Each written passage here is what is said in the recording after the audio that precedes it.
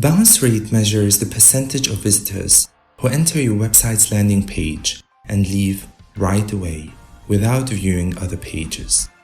Why is it important? Well, because it measures customer engagement, and customer engagement is extremely important for your digital marketing campaign's success. Today, we'll be discussing the 7 most important strategies you need to better your bounce rate. Welcome to our podcast, Coast to Coast. We are here on a mission to empower you with cutting-edge knowledge of business, marketing, and digital communications. We want to inspire you with tips to cultivate your skills and strategies to scale up your business. With proven methods that work, you have just landed on your transformative journey with Jacob Dermelkonian. Hello everybody. Before we get started, it's important for you to understand the differences between bounce rate, exit rate, and dwell time. Exit rate is the percentage of sessions that ended on a particular page, while dwell time is the calculation of time between a user clicking on a search result and returning to the SERP. While bounce rate is on Google Analytics, dwell time isn't. Let's now take a look at the way you can improve your bounce rate.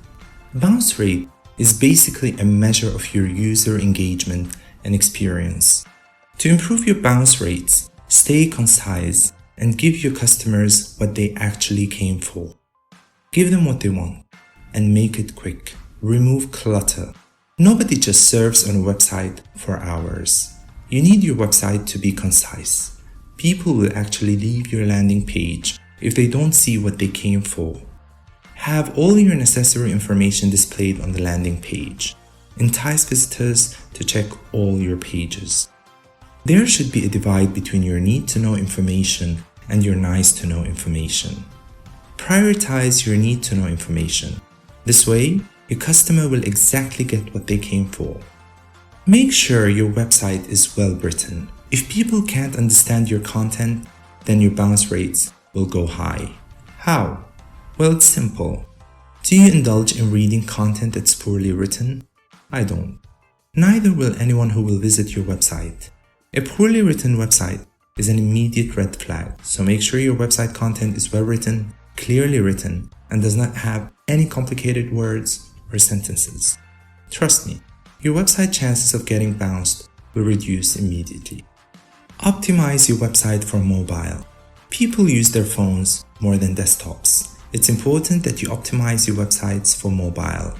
Have smooth navigations throughout your pages. Use large fonts and sizes according to smaller screens, and most importantly, avoid clutter. Mobile screens are small, and clutter will just look like a big mess, discouraging people to further surf your website. Make sure you control your ads and pop-ups on your website.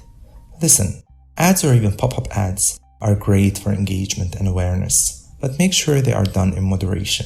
Personally speaking, I would totally bounce off a website if it's filled with a lot of ads. It's just not a good look. One way to moderate your pop-ups and ads is to only show them when all information is consumed by your visitors.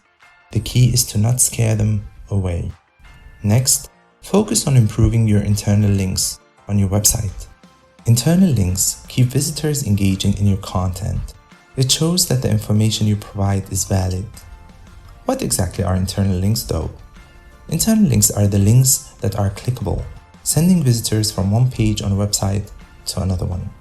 One key advantage of using internal links is that they are great for SEO, provided you use relevant keywords. There are no limits to how many internal links you can use, so go crazy. Site speed.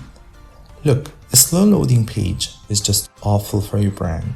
There are a few ways you can increase your website overall speed. Get a better hosting provider, use HTTPS to ensure security, compress your website if necessary, and avoid large image sizes. It's always recommended you hire professionals to help you with your website speed and loading time. Improving your website speed will guarantee you a better user experience. And finally, your user experience. User experience can make or break your brand. Your UX is determined by how well you optimize the above 6 mentioned strategies. Test your users. Look at how they are using your website and strive for improvement. Getting feedback is a great way to test your user experience. It's more authentic, coming from your user's mouth. Another way to test UX is checking your users' behaviors through recordings and heat maps. Recordings are basically what your customers are doing on your website. If you have an online store, a recording would be there to check how many users abandon their carts. Heat maps, on the other hand, can help you see what elements users click on that are unclickable and what elements they don't click that have actual links to it. Providing a good UX will ultimately decrease your bounce rates. Bounce rate is great to measure, but your focus should not be just on bounce rates. Improving UX should be your main goal here. Do your research. Check what works for you. In other words, practices decreases your bounce rates. Do your research. Check what works for you.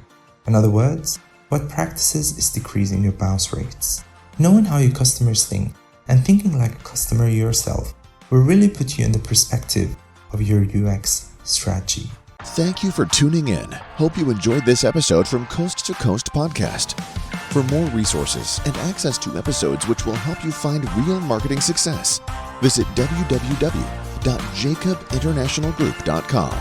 Be sure to rate, review, and subscribe to the show, and stay connected on all our social media accounts.